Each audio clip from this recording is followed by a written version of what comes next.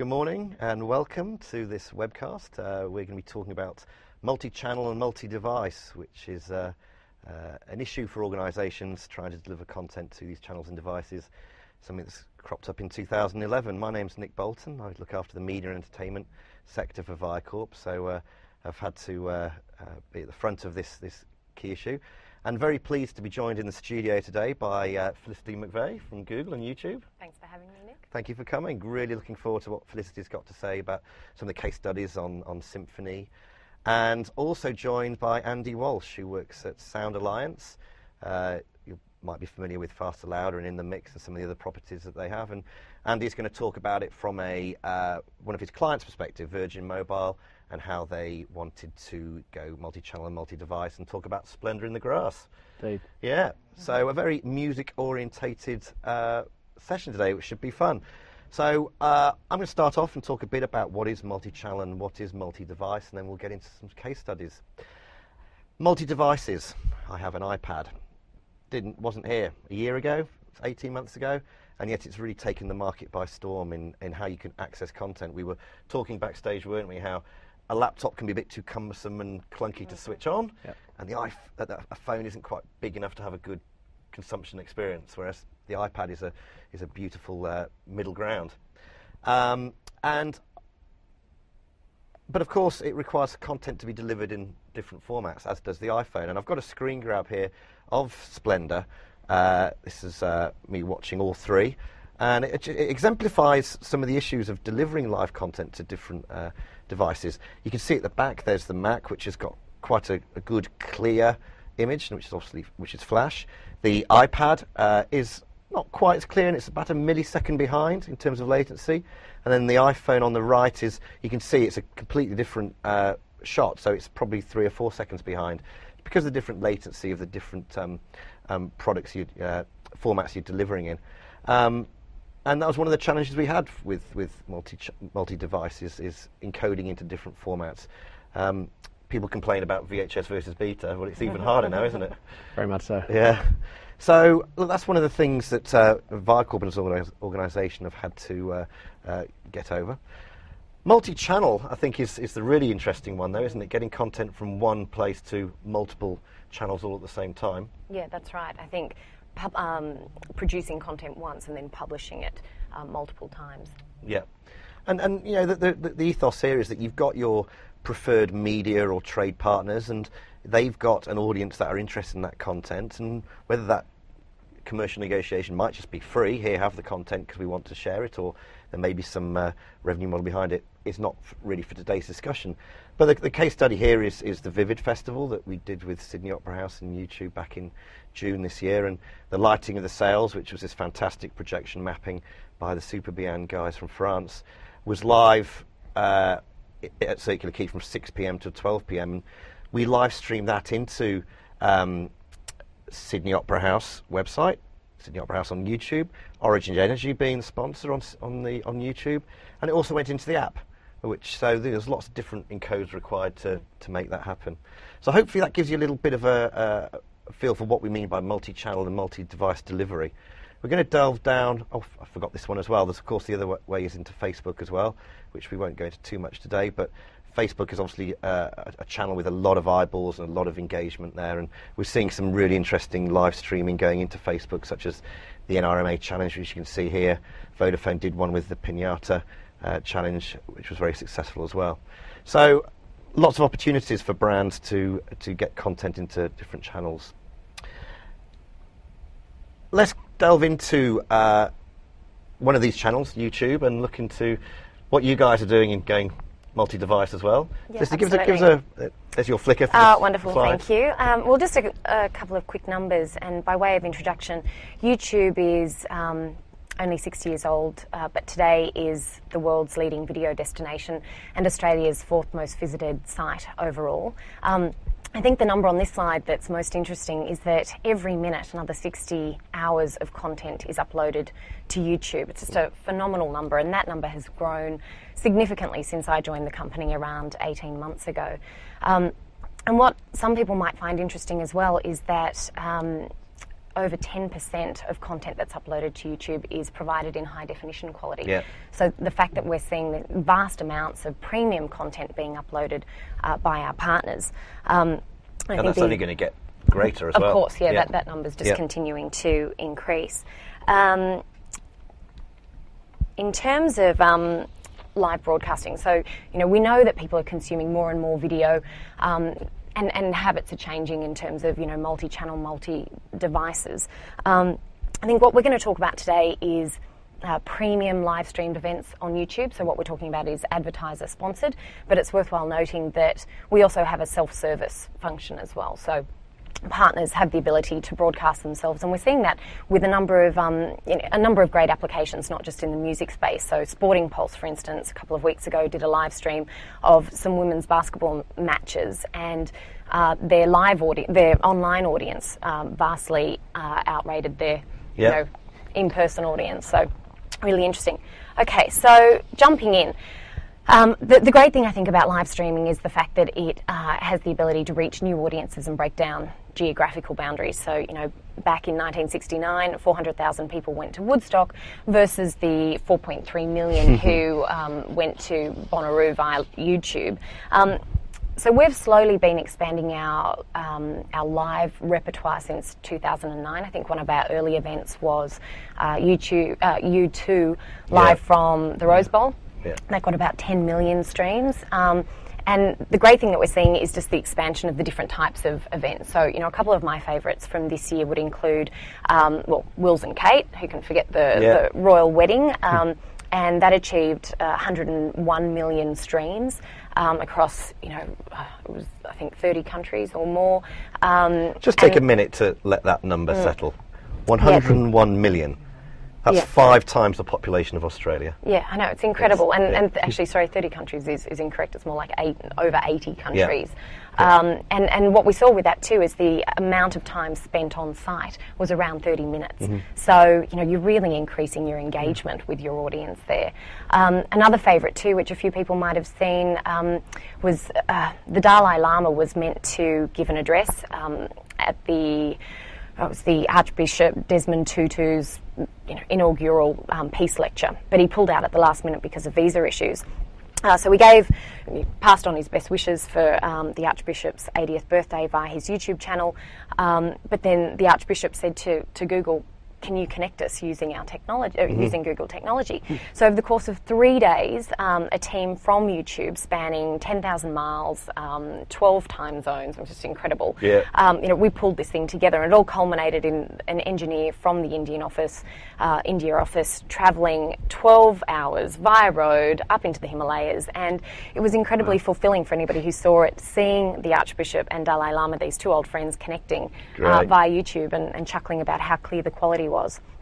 So we're seeing a lot of great applications, but of course we're here today to talk about YouTube Symphony Orchestra. So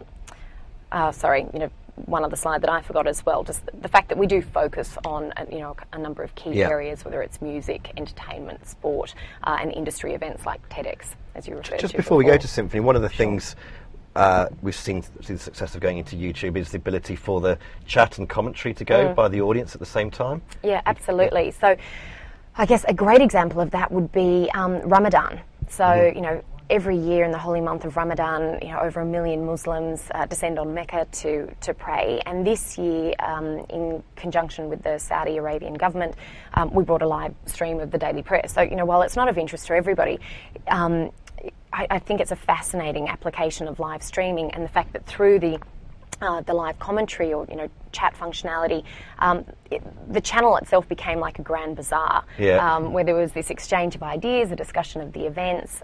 So yeah, absolutely. In terms of engagement too. I can remember one of the first ones we did with you was during the election debates last year, and it was the IT Ministers' debate.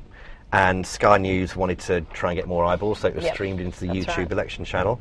And I think at the time it was only about 2,000 viewers less online than there was on TV, which was incredible. That was one of the first early signs of the power of live online.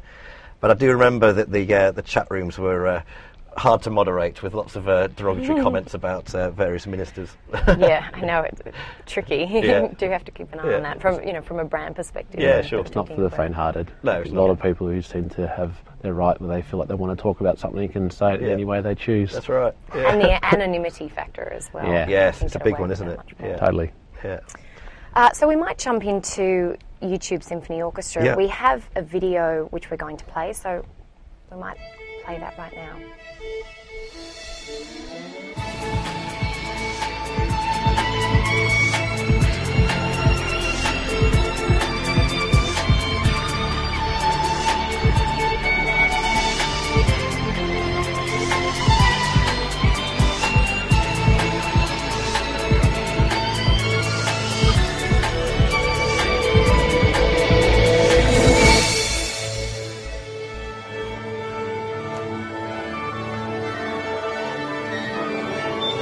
It's my pleasure to welcome you to the YouTube Symphony Orchestra 2011. We are from many different countries. We play very different ways, but music is music after all. This is not just an ordinary concert, it's a culminating of a week-long celebration between the worlds of classical music and technology. It's like the most exciting fireworks show you've ever seen, combined with the architectural elements of this incredible structure.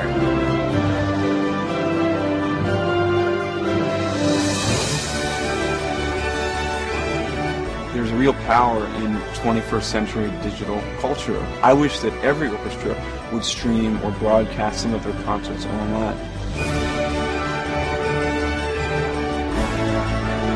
This has been exemplary of what we need to do in mankind, find common threads between each other.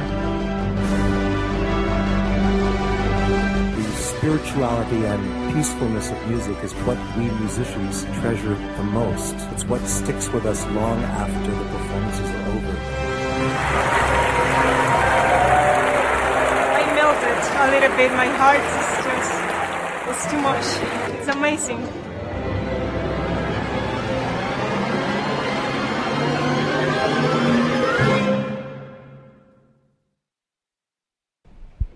So the great thing about that video is that it gives you a really good overview of the project itself, but just in a nutshell, 101 musicians from 33 different countries came together. They all descended on the Sydney Opera House in March of this year to perform with Michael Tilson-Thomas, the conductor, and it was a great event with lots of opportunities for participation, whether it was via the online auditions or consuming the events which we streamed online or in person at the Opera House.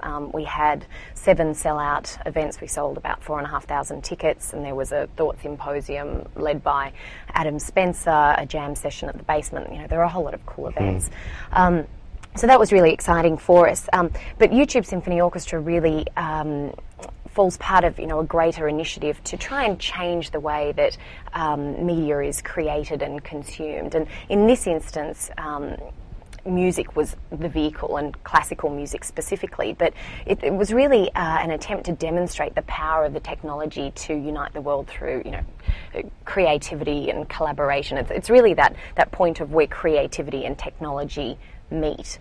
And we've also done other projects like YouTube Life in a Day, which was a massive worldwide film project, YouTube Play in conjunction with the Guggenheim. So in each of these instances, it's not about whether it's music or film, or it's about the technology and the power of it.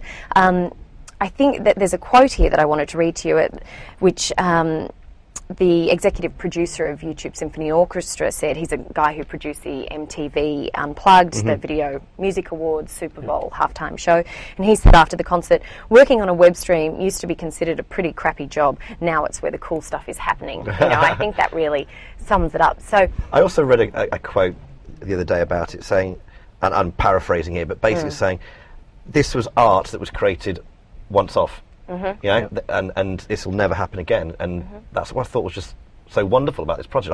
I wasn't particularly into the music, but I was so engaged watching it. That's it right. was so good. And it brought together so many creative people. And I think the really nice thing too in the audition process was that we received audition material from some very talented musicians, but also people from very diverse backgrounds with really interesting personal stories as well. So to bring all of that together, it's kind of a melting pot of creativity and ideas. Did any of the musicians, like they're probably unknowns in these countries, have they become yes, famous celebrities? Yes, there's some really great examples of these musicians because their whole communities get behind them. This is a really exciting event, the opportunity to travel overseas, and the community and local media rallied around them, and they were local celebrities. We saw some really fun videos of some of these individuals.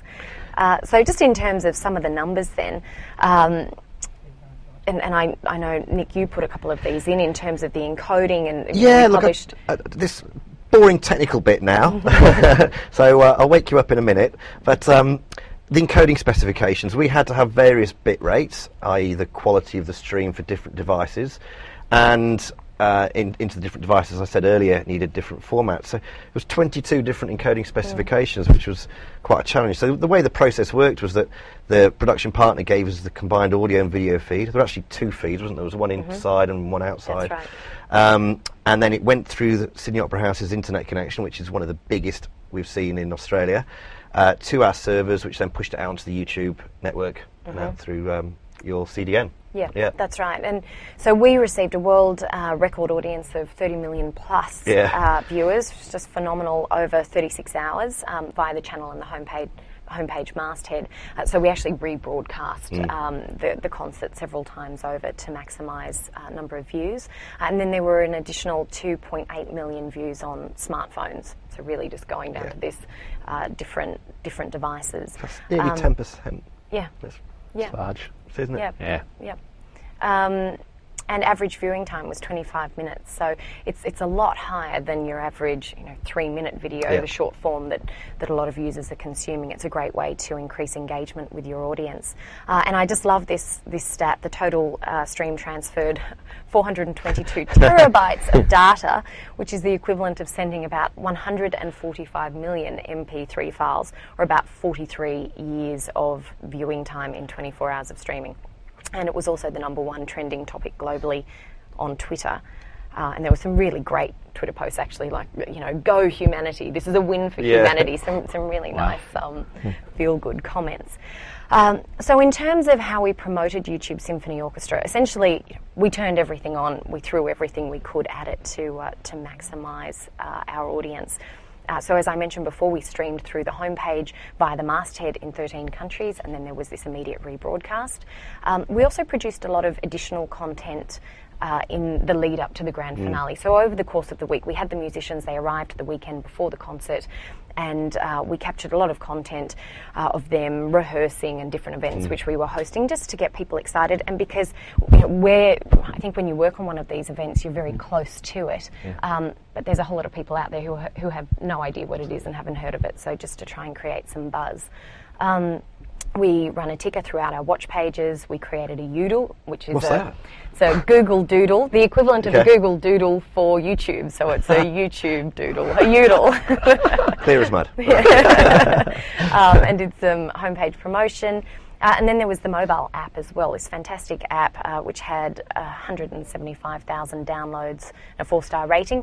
And one of the purposes of the app too was to arm our musicians who were going to be there participating in all of these fantastic events, an opportunity to easily upload content which they had captured, because of course they were all there with their Android phones, and they're the best people to try and share. Most of them never been to Sydney experience. before. Exactly. So they were really great brand ambassadors, and partners like Tourism Australia really saw them as an opportunity to share some great experiences about Sydney and Australia more broadly.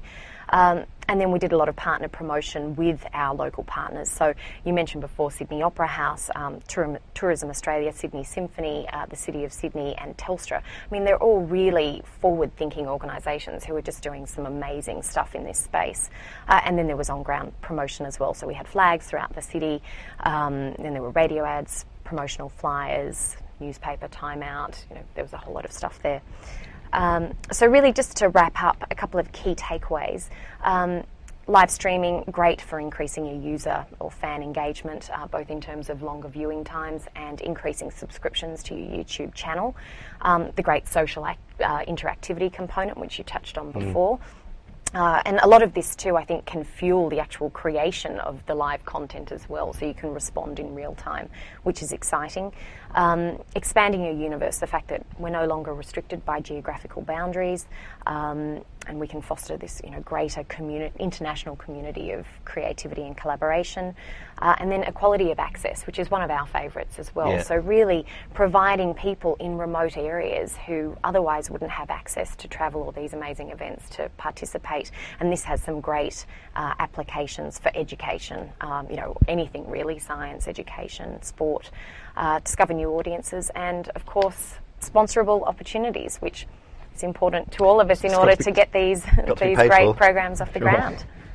So that's it from me on. Well, I think you've done a very good presentation, because we've not had one question yet. Yes, everyone's always been transfixed by it, and all very clear. So it would be good if people do have some questions, please do send them in, and we can answer them real time. So look forward to your questions. Right, I think we're going to go over to let's click the next slide. Over to Andy now.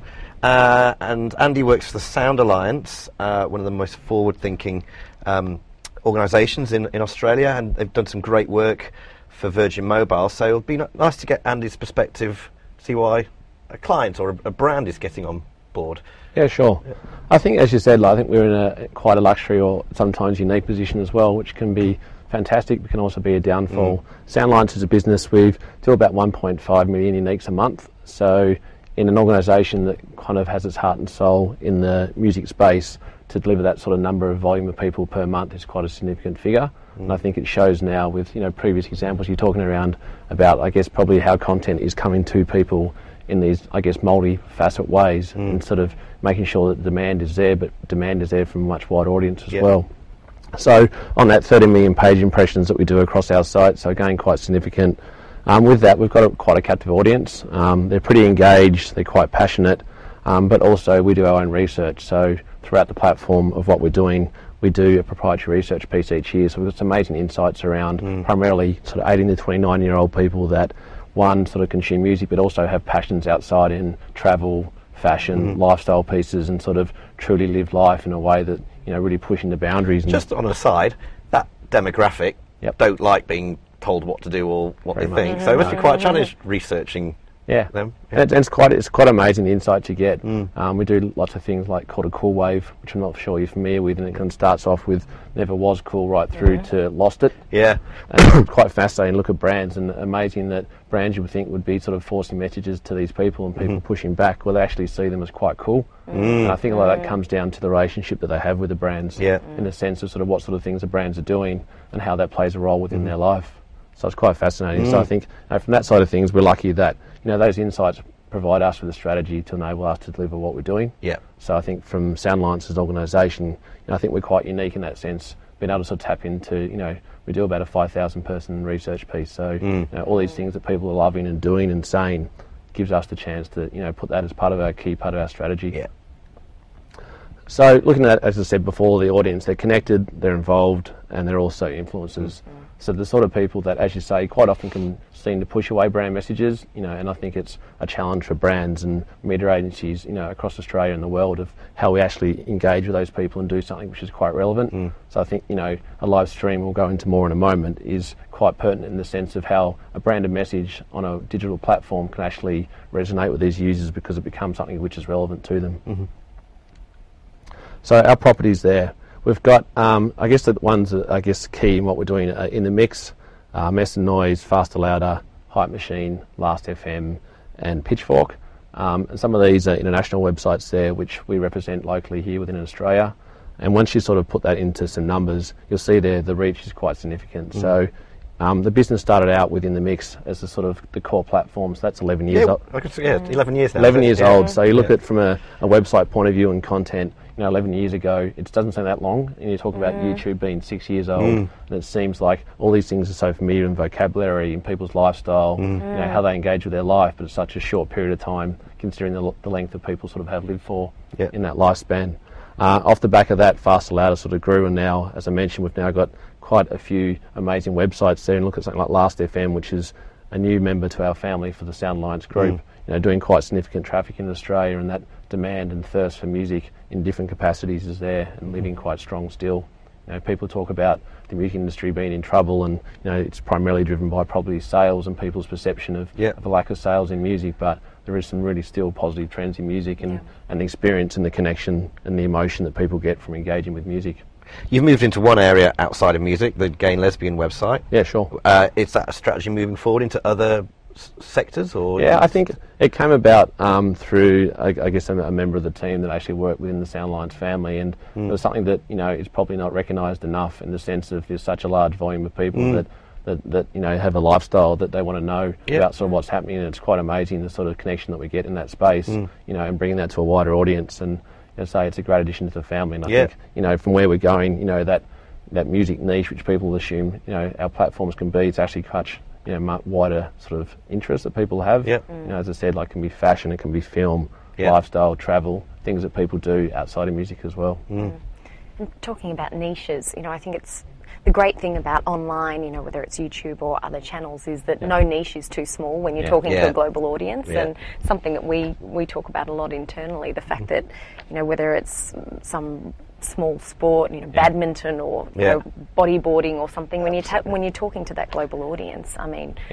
you can really gather people. People just think niche means small, and it certainly doesn't, and it's infinite on the internet. I loved your sports analogy you talked about. We did hockey recently. They had 300 or 400 people in attendance, 45,000 watching it online. It's just not niche for them. No, not at all. And great for grassroots movements. Absolutely. Community engagement. Yeah, very much so. And I think the patterns have changed, where people's engagement with it is in such a different way, and it's kind of evolving, where people find it hard to actually classify, how big is the audience, in the sense of, and I think bringing these kind of environments to life online is a real sort of testament to the demand and sort of people's interest in that space. Yeah. Okay, so I think it's best to bring to life what we do as a business through examples of sort of what we do as an agency. So I'll throw to a video now from a case study from Splendour in the Grass, where we're lucky to work with Virgin Mobile on this one to bring to life a really amazing experience in the middle of a field in country Queensland, miles from along, I guess, anywhere that has any broadband access, etc. So doing a live stream was quite an exciting experience to be a part of. Splendour is quite a unique kind of festival in the sense of that attachment and experience, and some of the numbers in there speak volumes in the sense of how people want to be a part of something which is again aspirational for some and wanting to be there, and for others inspirational in the sense of they're actually there living that moment and experience that emotion of what live music can bring. So looking at that as a case study, trying to break that down a bit further, we look at Splendour in the Grass is probably Australia's most aspirational music festival. It's one of those unique ones that still has this amazing lifespan. Also continue to grow and evolve, and it's just that desirability. It's in one location, as I mentioned, about a couple of hours north of Brisbane, and yet people travel there from all over Australia to be a part of the experience and see some of their favourite artists sort of come to life. And the people there, they're tech savvy, they're social media users, they're advocacy and opinion leaders. So they're the ones that are quite often, letting their friends know what sort of bands are breaking through. Quite a long way from the hippies we saw in that Woodstock image. Yeah, exactly. Yeah, it's amazing now, and I think the interactivity that we have, integration from social media platforms with live content is amazing. That just that sharing, that volume of sharing, is quite significant, and how people can sort of amplify something so quickly. Yeah, that's right. Yeah, I think at Woodstock it was one-to-one interaction versus the one-to-many. They're all publishing to their blogs and video blogs. Yeah, totally. Like word of mouth used to be talking to your friends, and now word of mouth is instantaneous. It can be sharing with thousands of people at that very second. That's right. So from a Virgin Mobile point of view, as I mentioned, lucky individually and as an agency, part of Sound Alliance, to work with someone who's quite progressive in supporting music within Australia, but also doing something quite progressive from a technology point of view as well. And what was seen over a period of a couple of years, where we started off doing Temper Trap live at Splendour in the Grass last year. We partnered with News Limited on that broadcast, and it was, a really great partnership in the sense of, working from a PR point of view, from a live streaming point of view, to actually bring that to a wider audience. And I think, earning your stripes as a brand in that space is quite important. Where there's still, the brand's involvement in music is, is quite strong, but I still think can grow and improve and play a much wider role. So for Virgin Mobile to come on board and do that, has been quite significant. And we continued right through, did Laneway Festival in Sydney this year with a live broadcast for 4 hours. And I think, the penultimate has been this year with Splendor in the Grass. And look at, some of the artists that we had there, etc., was quite significant scale. So for Virgin Mobile, they recognise that, they can play a role within that space. And from a telco point of view, it's quite a competitive market from pricing, from benefits, everything that you get. So from Virgin Mobile strategies all around driving active and passive consideration, that they work on two facets. Active is all around people that are in market for new telco, and passive is just seeing the notion that Virgin Mobile are doing something quite cool, quite fun and quite engaging, that when you do come around to renew your sort of telco sort of contract, you go, okay, Virgin Mobile did something which was quite nice. Yeah. And I consider those guys when I go into store. Before we just go a bit further into the case study, we've had a good question from Paul, who says, how can niche content providers, niche is an interesting word, make live streaming technology commercially viable, or is it just for the big players? So presuming by the big players, Paul's referring to, I guess, your big ponds and your YouTubes and I guess... I think it depends on what your definition of commercially viable is, because there are so many different facets of commercially viable. Because on the one hand, I mentioned before that YouTube has a self-service live streaming option for partners, but commercially viable, if that means increasing engagement, getting out to a broader audience, getting more subscriptions, that kind of thing, well, then that's a good flow-on effect, which will have a commercial impact down the line, but doesn't necessarily mean dollars immediately in hand in terms of sponsorship. I think I would say, though, that the space is transforming very quickly. It's evolving, and so while at the moment only certain models exist, we can see, more transactional models coming into play down the track, and more control by individual publishers. So. I think it is a space that's still evolving, but it really depends on what your definition of. I often say to people, you've got to have commercialisation first and then monetisation. And by commercialisation, I mean more content, more audience will drive engagement, interactivity, social networking, those sort of things, which may have as you say, a knock-on effect to sales later down the line. You can only then monetise it in terms of pay-per-view or subscription once you've created that brand awareness and loyalty, and there's been a move in the last few months with the Australian going online. I know that's not music, but it's an example of a very well-known publisher providing content that is only available by purchasing with premium area. And I think that model can be applied to lots of different sectors. I think it's a case of starting somewhere so that you're in a position to then take advantage of new models as they make themselves available. But there's no point sort of sitting on the sidelines forever and holding off. And as producing these types of events, what we've seen is the cost can be quite high for entry, but the technology is evolving consistently. And from our sides, we're looking at much cheaper ways now to be able to deliver these types of live experiences for people on an ongoing basis, rather than having a significant sort of, I guess, influx of funds for a brand or the partner that's putting the event on. And it's it's exciting for us delivering these kind of events that we can do more of them, because it's, as you say, I think where it's moving to is you look at kind of on-demand content now from some of the bigger TV broadcasters. I think music channels and apps that can facilitate on the likes of iPad. The viewing experience is is quite fun and quite engaging. It's really available, and you've got a lot of control as well. Cool. Well, let's get back to Virgin Mobile and see the Splendor in the Grass case study. Yeah, sure. So I guess the big thing there is that awareness piece. So, doing spontaneous brand awareness, so measuring pre-event, the awareness of Virgin Mobile, as part of the festival, as part of music, and then sort of taking that right through the whole experience of Splendor in the Grass, and then measuring post-event, how sort of Virgin Mobile recall was. And we've seen some really substantial stats sort of post-event around the recall of Virgin Mobile sort of unprompted support in Splendor around sort of just under 50%.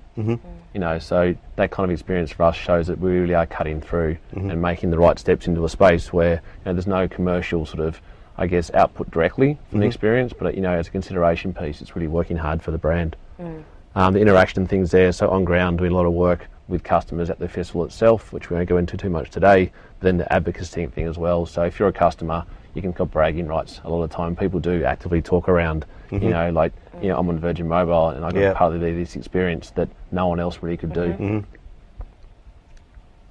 So I guess I want to go into, the strategy of, you know, and this is where content comes to the fore. You know, from a sponsorship of a music festival as one example, is we work as an agency on 3 core phases of anticipation, action, reflection. I'm sure, you know, people have probably seen this, you know, presented in different ways with different words, but for us it's all looking at the festival itself as one day. You know, it might be sort of 4 to 8 hours of an experience that people have together, but okay, how do we take that to a wider audience? You know, from a content point of view, it's a really ripe and sort of, I guess, really fertile way to bring that to a much wider audience, and people's experience and, you know, anticipation before the event is quite long, and we look at that cycle as sort of 4 to 8 weeks where someone can get excited and planning and getting their tent together and working out what bands they want to see. You know, it's a real buzz. So, you know, how do we play a role during that phase? And also post-event, you know, you've got a few weeks where people reflect on sort of, you know, what were the great parts we had. You know, we got soaked with rain, or it was so hot, I got so burnt. You know, I was so hungover, I missed that band, I really wanted to see all these things. Yeah, totally. So what we look at, okay, so what we're seeing quite often is brands putting all the money into the experience on the day, recognising at a festival like Splendor in the Grass, you may have 30,000 people at the event that want to be a part of it. So if you put all your money into there, you're missing out on a massive audience there. So if you look at the cycle, so, you know, you may have 300,000 people before the event that are interested to see it. You've got about 200,000 post-event that's still wondering what went on at the event. So from a ratio point of view, it makes sense to invest your spend across all those 3 phases and really tap into that engagement, that desire that people have for those experiences. But neither will work without each other, the online or the offline. Very much so. Totally. So you have to invest, you know, a portion of activation on ground, but, you know, do it in a smart way that means that rather than doing $500,000 or whatever your budget may be to sort of do something on the ground of 30,000 people, can you spend the same amount of money and actually deliver something that taps into a much wider audience as well? I think too, when you're talking about audience, probably the age span is really interesting in terms of people at the event versus the ones partaking on either side. You know, I think, you know, there are a lot of old fogies like myself who, you know, would love to go to the event, but no, not at all. But, you know, small child at home, love to go in person, but can't. So, you know, being able to consume that online is fantastic. Yeah, definitely. And we've seen a lot of that, and, you know, we were lucky that we had the likes of Splendor in the Grass, like Coldplay. You know, like globally one of the biggest bands in the world. From an audience point of view, can play into the likes of 15-year-olds right through to sort of 60-year-olds. I think my mum has every CD of Coldplay in her collection, and she's quite proud that she feels like she's got someone which is young and cool to have in her music collection alongside some of her old favourites as well. So, you know, the fact that an artist like that resonates over such a wide audience is quite compelling for these kind of experiences. So this is, I guess, the top line sort of plan of what we did around looking at the awareness piece of how do we sort of take what we're doing on ground as a live streaming experience to a wider audience across awareness, which works quite well with media. We actually work closely with YouTube as well from a marketing partnership point of view. So, you know, there's some of the stats on YouTube before were quite significant from a captive audience. We don't want to sort of put this into a platform that we have to spend a lot of money on driving people to go there. So it's okay, where do people spend their time? They spend a lot of time on YouTube, so let's harness that sort of captive audience and bring to life something which is quite relevant for that audience as well. So, you know, working with those partnerships are really quite key. We're supported through Sound Alliance Media, so as I said, 1.5 million people we have each month who are engaging on our sites, you know, putting media on those sites, talking about the live stream happening, and then post-event watching that content afterwards. PR, promotion, all the things that sort of go into that experience. So working with artists, people are still really interested in what artists have to say. So getting Virgin Mobile, you know, meet those artists, you know, talk about their experience pre-event and sort of post-event around Splendor in the Grass, and then on ground sort of competitions. So, you know, they still work really hard for brands, and, you know, for us, acquisition of data is quite key as well. It's okay, you know, we've got these names, how do we sort of send them out a message which is relevant post-event to say, did you have a great time at Splendor? Did you see the live content? You know, why not think about Virgin Mobile? You know, and that's about as commercial as we get with this experience. So, you know, we're seeing some great responses on Virgin Mobile being part of it, but we're quite soft with our approach in the sense of acquisition of data and how we use that post-event. Okay, so the live stream top line there, I think we've seen most of the stats before on the video, but 7.5 hour live broadcast, which is quite significant in the scale of, you see some of the cricket or racing cars or something that's on TV, you know, it's a pretty big undertaking. So to do this in a quite remote location was quite significant. In the likes of some of the biggest bands in the world, of Coldplay, Kaiser Chiefs, Elbow, breakthrough band, the Vaccines, some great Aussie bands in the Vines and Cloud Control as well. So it's quite a diverse kind of artist repertoire that we had there to be able to bring that to people. Lots of packages around the festival itself. So Splendour is fantastic in the sense it's live music plus it's lots of experiences. And I think for me one of the greatest things I got out of it, I was actually watching Coldplay in the crowd with my iPhone. Streaming it live, and there was a few second lag, so I was kind of getting the experience on my phone a few seconds after it was happening. But again, to be in a remote location and actually be on my iPhone watching what was in front of me live, it's quite exciting. And I love that line. You had it streamed into venues in Melbourne, Sydney, Perth. It was the Beach Road in Bondi, wasn't it? And totally. I think we talked about it before, is that the audience is quite wide. It's a national audience of people that may not be able to get there, but the aspirational ones still follow it from start to finish and want to be a part of it. So we thought, okay, let's take that experience on the road. So we set up parties in Perth, Melbourne and in Sydney where people could go along to a pub, have a few beers. We put in beanbags, a big screen, AstroTurf to try and create that outdoor festival experience. So it was a really nice way to sort of just create that experience for people on the road as well. Excellent. Okay, so there's some of the stats there, and I think what we've found is that the numbers there speak for themselves, and we had over 238,000 people tune in, watch the festival live, and you talk about the audiences before. 30,000 people were at the event, yet we had 238,000 people actually tune in on the day and watch that festival come to life from their lounge rooms, from pubs, or from wherever they were watching it.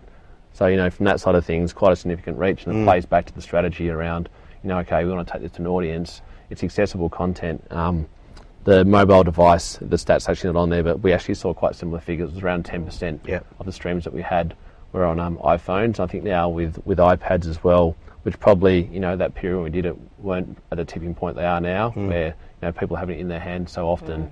So I think that experience can only get better, and some of the technology now around what we have to consider is quite specific as well. You talk about sort of the format type, and it'd be amazing to do in HD and make sure that the experience could be put on your amazing sort of big TV at home. Absolutely right. It's the next move, isn't it, for multi-channel, multi-devices? These plasmas are internet connected now. So as IPTV channels become more and more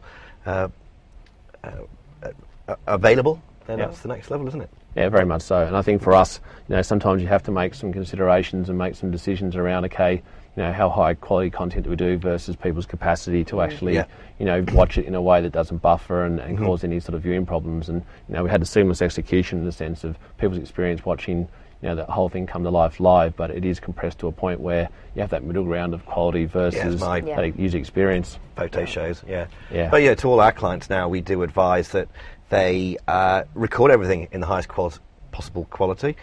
You might compress it for now, for web and mobile, but once internet infrastructure gets to a place that it supports full HD streaming everywhere, then at least you've got that content in a source format that can then be transcoded for HD streaming. Yeah, very much so. Yeah. Fascinating, thank you. Thank you. Right, what's next? You've got the flickers. Is there anything else? Oh, just our contact details. Really we don't want that. We've got through a whole present. Oh no, we did have one question, didn't we? We did have one question. Yeah. Good, thank you. Paul asked the question. Thank you for that. It's been over 45 minutes as well. I don't know where the time's gone.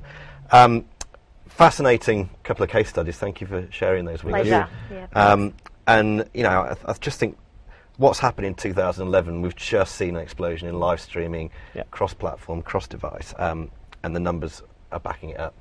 And I think 2012 is going to be an exciting time. Yeah, definitely. Well, Andy, Felicity, thank you for your time. Thank you. And for all of you watching online, thank you for logging on. This will be on demand, possibly by the end of the day, maybe tomorrow, but we'll let you know when it is, and the slides will be available for you as well, and we'll be running these again next year. So on behalf of all the team here at Viocorp, have a wonderful Christmas and New Year, and all the best for 2012.